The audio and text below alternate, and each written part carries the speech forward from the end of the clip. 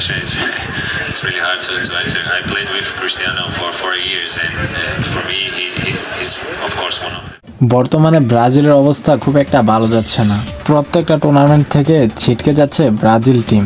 তেমন সাফল্য কিন্তু আসছে না। এটারও কিন্তু স্বাভাবিক একটা কারণ রয়েছে। কেননা বর্তমানে ব্রাজিল কোনো ভালো কোচ পাচ্ছে না।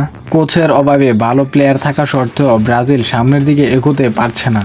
তাই তো এবার পরিবর্তনের হাওয়া বইতেছে ব্রাজিল টিমে।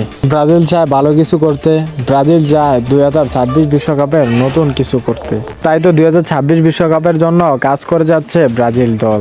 তাই তো সিবিএ থেকে নির্দেশ দিয়েছে ব্রাজিল দল থেকে ডরিবল জুনিয়রকে সরিয়ে দেওয়ার জন্য। বর্তমানে সিবিএফ এর লক্ষ্য একটাই, ব্রাজিল টিম বিশ্বকাপ জয়ী কাকাকে দিয়ে কোচ করানো। এ বিষয়ে কাকাও কথা বলেছেন। তিনি বলেছেন, ব্রাজিল দলের জন্য আমি কোচ হিসাবে প্রস্তুত আছি।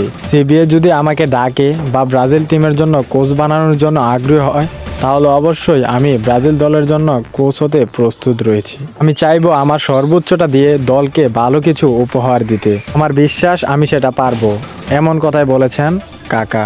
তো দর্শক, আপনার কি মনে হয়, কাকা যদি ব্রাজিল দলের কোচ হয় তাহলে কেমন হবে? তা অবশ্যই আমাদের এই ভিডিওর মধ্যে আপনার মূল্যবান কমেন্টসটি আমাদেরকে জানিয়ে দিবেন।